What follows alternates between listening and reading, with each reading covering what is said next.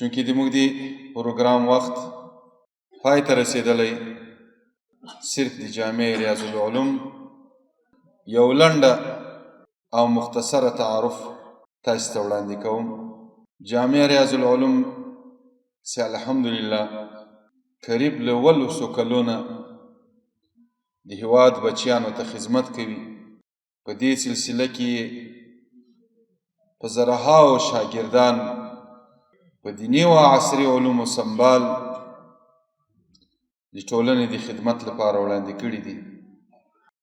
له ابتدا نه بیا تر ننه پورې الحمدلله په جامع ریاض العلوم کې د دیني کتب وڅانګه چې له ابتدایي او متوسطې درجې نه نیولې فی الحال تر 9مې درجې کال ته به انشاءالله د وړې دورې ترتیب هم پکې شروع کېږي.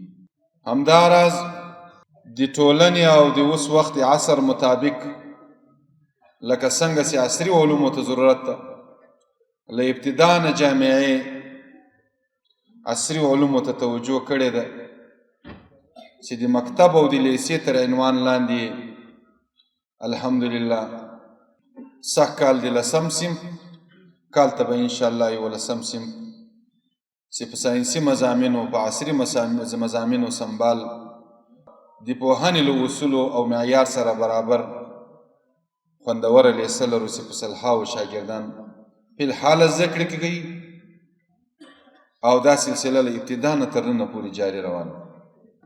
دریم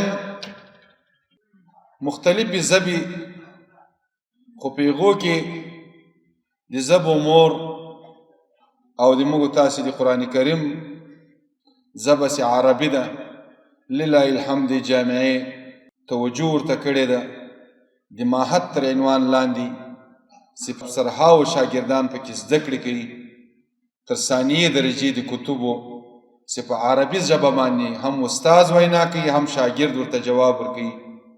سبقونه په عربي باندې ویل کېږي الحمدلله. سږ کال ثانیه درجه، کال ته به انشاءالله ثالثه درجه هم د عربي له معیار سره مطابق په جامعه کې شتون ولري. څلورم له موږ سره د دارالحفاظ څانګه ده چې فی الحال قریب 250 شاګردان پکې لرو چې الحمدلله 45 شاګردان د قرآن کریم له حفظ نه فارغ شول او ټولنې ته وړاندې کړو.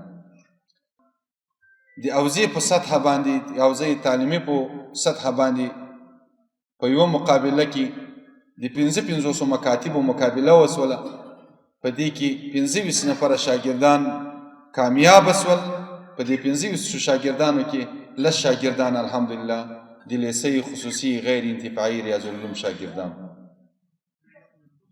همداراز د 4 ولایاتو په سطحه باندې خوست، پکتیا او لوګر او کابل په سطحه باندې تقریري مقابله وسوه او د حفظ مقابله وسوه چې الحمدلله جامع ریاض العلوم په دواړو کې اول نمبر خپل کړ.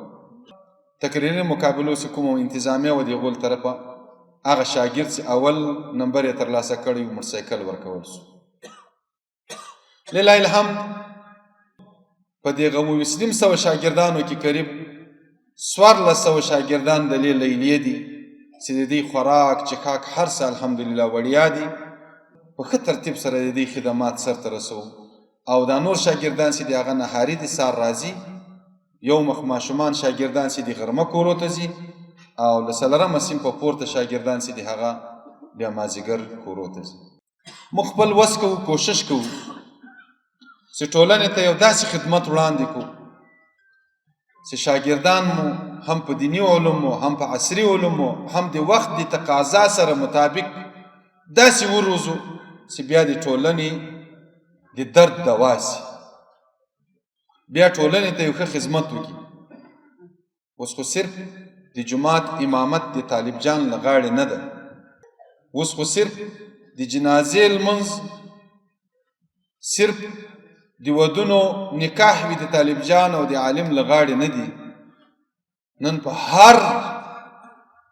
هره شعبه کې دغه عالم ته ضرورت شته، که دفتر وي، که سنګر وي، که درس و تدریس وي، که خطابت وي، په هره شعبه کې باید علما کار ولري. نو دغه ټولنې چې څومره ضرورتونه دي دا موږ درکړي دي. په دې احساس باندې غواړو چې شاګردان وروزو. انشاءالله په کم وخت کې به که خدای کول موږ داسې شاګردان ولرو چې بیا په هر علم سنبال وي او فکر یې هم د علماو د اسلافو چې کومه سلسله موږ ته راپاته ده په هغه باندې جوړ وي. بیا به که خدای کول خدمت سرته رسوي. زه د جامعې محترم مسیران استادان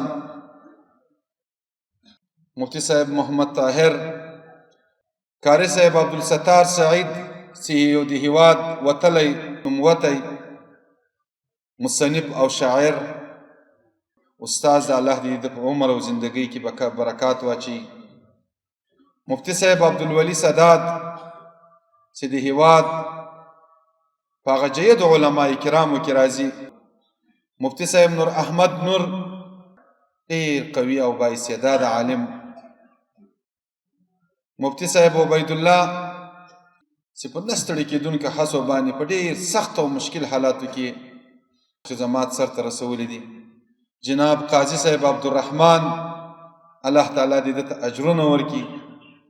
دغه جید علماء کرام، دغه بهترین علماء کرام چې د الله جل جلاله د رضا لپاره د جامع په خدمت کې پاته سوي دي. دغه رنګه د جامع د هر بخش کوم مسؤلین دي دا الحمدلله با استعداده با کماله خلک دي. د یادونې وړ ده چې د موږ جامعه خپله یوه رهبري شورا لري چې په دې کې د مکتب له شعبې نه د معهد او د کتبو له هرې شعبې نه خپل ملګري پکې اخیستل سوي دي چې الحمدلله مدرسه مو شورا ته سپارلې ده او دا شورا چې کومه فیصله وکړي د مدرسې ټوله انتظامیه او ټوله اداره یې عملي کوي. موږ په دې جامعه کې برحاله 2,230 شاګردان برحاله د سلسله نمبر سره لرو. تقریبا 130 موږ استادان او عمله لرو چې په دې کې 88 استادان دي، تقریبا 48 شاوخوا یا 50 تقریب د موږ خدمت والا صفاکاران او د نانوای او د اشپزۍ. الحمدلله مدرسه تر خپل پلسکاره پوري، تر خپل ویلډینګ پوري، تر خپل برقي پوري داسې یوه شعبه نه ده پاته چې مدرسه خپل یو کاربند نه پکې لري. تر ډېره حده پورې په ټولو شعبو کې هغه خپل کارمندان پوره لرو. زموږ په دې مدرسه کې له استادانو ورهغه خواته اول خو د استادانو شکریه ادا کوم، بیا د موږ د مدرسې د خادمانو شکریه ادا کوم که په هر بخش کې خدمت سرته رسوي، بیا د موږ د امنیتي مسؤلینو چې روز و شب یې دوی پیرې کوي او د مدرسې انتظامات د امنیت له اړخه سنبالوي. الله تعالی د دوی ته اجرونه ورکړي. بیا د دې غونډې چې کوم منتظمین دي د دې شکریه ادا کوم.